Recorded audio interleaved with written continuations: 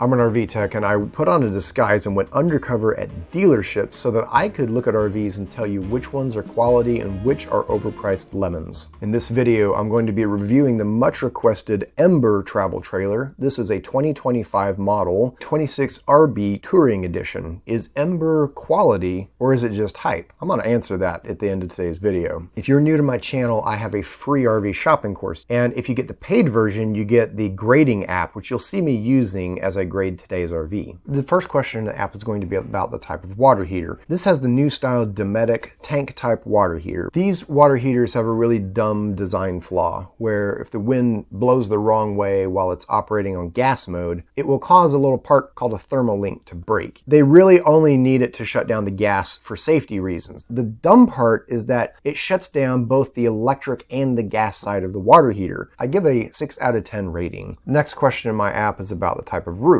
And this has a membrane type roof that is quality as long as it's properly installed. You'll hear me say this over and over in my videos. You need to have it inspected for bubbles because bubbles can result in the whole roof ripping off your RV. For more manufacturing defects that you should be on the lookout for, download my free Don't Buy a Lemon guide. The next question in my app is about the type of refrigerator, and this has a 12-volt electric Furrion brand refrigerator. I've had to work on a lot of 12-volt refrigerators that had control board failures, and sometimes you can't even get parts for them. I give 6 out of 10 points. Next question in my app is about the air conditioner, and this has a Coleman brand air conditioner. I've had to replace a lot of Coleman air conditioners that simply lost their refrigerant within like 3 years. I give 7 out of 10 points. The next question in my app is about the cabinet quality, and I was happy to see the doors are made out of solid wood. Interesting note here, they didn't use a standard tongue and groove joint on the edges of the door. They used a kind of a step joint. It is a inherently weaker joint. If something gets trapped in the edge of the door while you're trying to close it, it's a higher chance that you might break a door as a result of it. The cabinet frames they built out of a lumber core material. While it has lumber core,